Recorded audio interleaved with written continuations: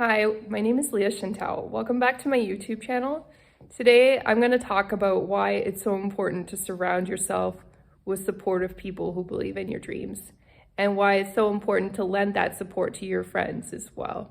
It's one of the magic ingredients to manifestation. It's to really see another person's dream and believe in it. And that's the way you find those people to be in your life as well, to believe in your dreams. It's by you opening your eyes and seeing what their dreams are and believing in their dreams first. And I'm going to talk about how I got that life lesson actually, because it came from my parents.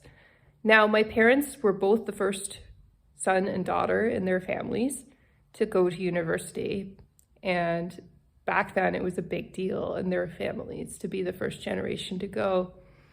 And basically, when we were growing up, me and my sisters as kids, my parents held that space and held that dream for us.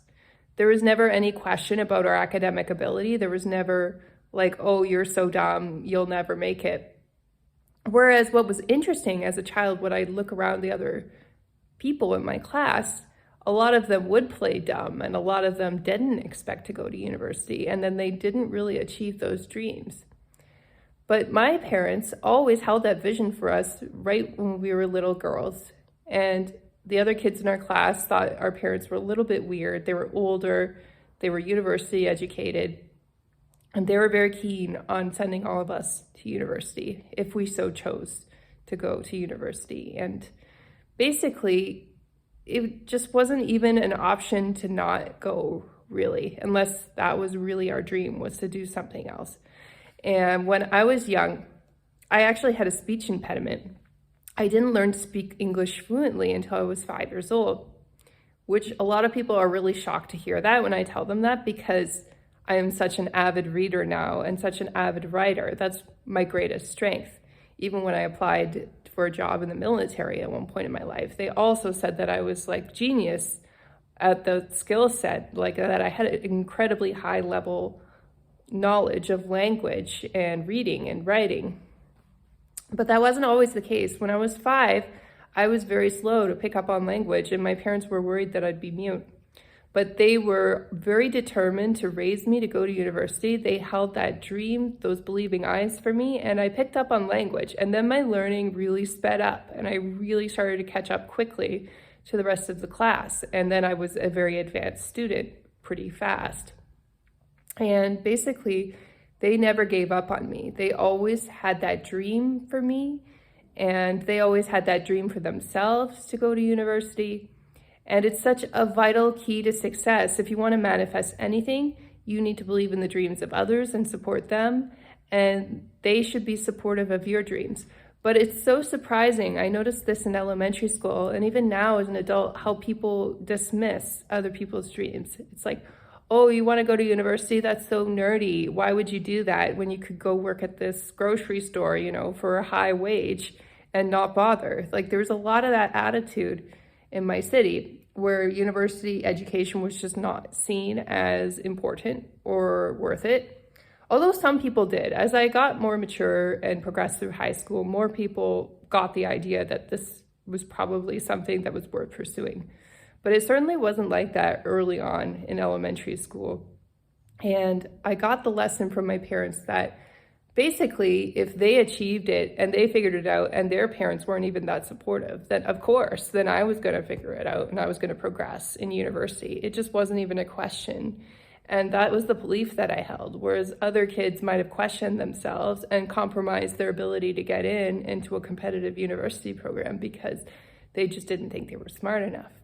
But my parents never had that issue. We didn't have that issue in my family. And so we all had that option to go if we wanted it. Now, in terms of manifesting my business, what was interesting, I've noticed in more recent years. So when I came back from New Zealand, and this ties into starting my business, work on my business as well. Early on, I was working on it, but the thing was, I wasn't on social media as consistently, but I was on it enough that some people started to notice, and they didn't overtly share their negative beliefs about it, but you know what they did was they stopped talking to me. There were a few people in my life who I knew and were old friends who just suddenly cut me off when I started posting on social media in a more regular way. And that to me shows that they're displaying their negative beliefs towards me that they got from their parents. But luckily for me, I didn't get that from mine. They always gave me this belief that I could do anything that I wanted to do in life, regardless if it was university or social media or whatever it is. And I've always taken those believing eyes and applied it to different areas of my life with excellent results. I did it with my fitness when I was younger and I finished university. I went back and really worked on my body when my health wasn't so good, and I recovered that as well. And I've done that over and over again in my life, where I've had different health care challenges, but I've overcome them using health, exercise, fitness, and diet. Anything you can overcome if you set your mind to it and you have believing eyes, supportive people around you who are encouraging you to achieve your goals. So it's so important to find those people around you and to limit your contact with people who don't believe in you. In fact, that's something when I'm evaluating who's new to come into my life. If they say anything negative about my social media or my job or my university education, then they're out. Because why would I want somebody who's negative or disparaging of my gifts and talents in my life? It doesn't really make any sense. It just slows me down. And basically, it makes more sense to spend time with people who are going to propel me forward and encourage me to earn more money and do better and become more successful rather than less successful. Like, why would you be less successful and hang out with people like that? It doesn't really make sense.